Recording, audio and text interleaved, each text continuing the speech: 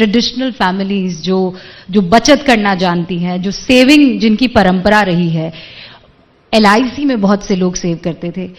पहले मैं LIC पर आती हूँ और फिर टैक्स पर आऊंगी। ये LIC के शेयर्स बेचने या विनिवेश करने का जो आपका फैसला है, वो कहीं उनको डरा तो नहीं देगा? देखिए, मैं एक बात अच्छा किया आपने सवाल उठाया। LIC के जितने भी निवेशक हैं, मैं भी हूं, वो बिल्कुल सुरक्षित रहेंगे, ये मैं आश्वस्त करना चाहता हूं। कोई LIC का प्राइवेटाइजेशन नहीं हो रहा है। LIC के कुछ शेयर को सरकार डिसइन्वेस्ट करने का प्रस्ताव रखती है। हम चाहते हैं उसमें प्रोफेशनलिज्म आए, हम चाहते हैं उसमें और नया पूंजी निवेश हो, हम चाहते हैं उसकी नई का अगर IPO होता है, लिस्टिंग होती है, तो पारदर्शिता बढ़ेगी, उसकी अकाउंटेबिलिटी, जवाबदेही बढ़ेगी, लोगों को उसकी जानकारियां मिलेंगी, क्या इन्वेस्ट कर रहे हैं, नहीं कर रहे हैं, क्या रेट पे कर रहे हैं, कब कर रहे हैं, कैसे हमारा पैसा, हम सबका पैसा, मेरे पास भी LIC की पॉलिसी है। आज सब एक तरीके से LIC के अफसर और जो उनकी रिपोर्ट्स हैं उसी के बीच में।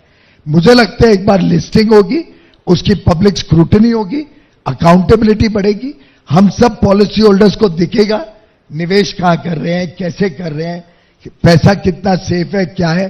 तो ये जवाबदेही व्यवस्था LIC के भी हित में है और देश के भी हित। एक चीज जरूर क्लियर करिए, कॉमर्स एंड इंडस्ट्री मिनिस्टर होने के नाते, जिनके पास भी LIC की पॉलिसीज हैं, बहुत से लोग आपके इस कार्यक्रम को लाइव देख रहे हैं, हजारों लाखों करोड़ों लोग, क्या वो पॉलिसीज हैं या खत्म हो जाएंगी? इस डिसइन्वेस्टमेंट के बाद उसका क्या होने वाला है? बहुत ही लेमन की चीज है, लेकिन पब्लिक के मन में कंफ्यूजन आ गया इस बात को सुन के। LIC की लिस्टिंग से पॉलिसी का क्या संबंध है?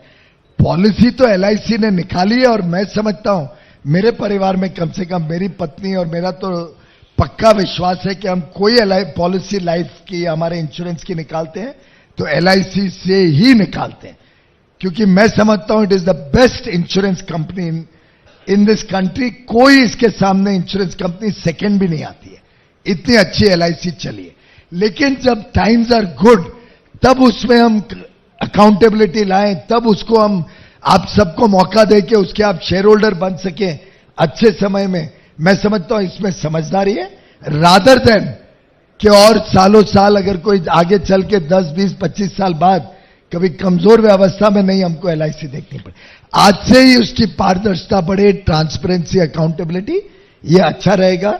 मैं भी खुश होऊंगा कि मेरी पॉलिसी का पैसा कहां लग रहा है, क्या हो रहा है, ये पब्लिक डोमेन। आप कह रहे हैं बेस्ट इंश्योरेंस कंपनी है, आप खुद उसमें इसकी पॉलिसीज लेते हैं, पूरा तमाम लोग लेते हैं, बिल्कुल मेरे पास भी है। लेकिन मैं ये जानना चाह रहा था, क्या इसीलिए कि जो मेरा सवाल था आपसे, दरअसल सरकार के खाते में पैसे नहीं है, उनकी झोली में पैसा नहीं है, इसीलिए अपनी सबसे अच्छी चीज का आप बेच रहे हैं, हिस्सेदारी बेच रहे हैं? मैंने अभी तो समझाया, एयर इंडिया को तब डिसइन्वेस्ट कर दिया होता तो आज ये हालत नहीं आती। इसी प्रकार से कोई सरकार की झोली में पैसा है नहीं है उसका सवाल नहीं है। सरकार को तमाम नीतियां बनानी पड़ती है, कार्यक्रम अंश अगर सब जनता के बीच में जाएगा, उसके जो एम्प्लॉइज है उनको शेयर मिलने का मौका मिलेगा, एम्प्लॉइज स्टॉक ऑप्शन होगा वगैरह, तो ये तो उनके लिए अच्छा ही है और उस ऑर्गेनाइजेशन के लिए भी अच्छा है। साथ ही साथ जो पैसा है initial public offer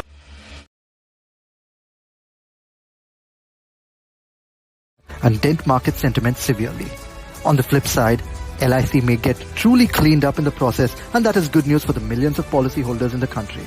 The company's books and operations have been opaque for way too long, and millions of policyholders have trusted their money with LIC. Listing will force some amount of transparency.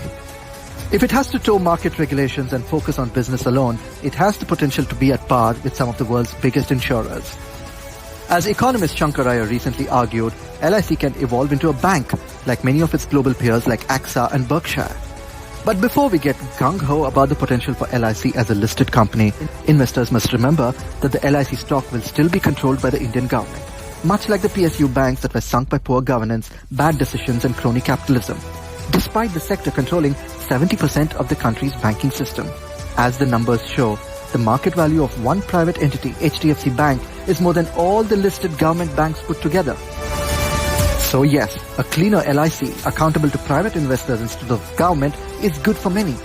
But a government that is addicted to dipping into the insurer's kitty year after year is unlikely to let go of the habit just because it is now listed on the stock exchanges.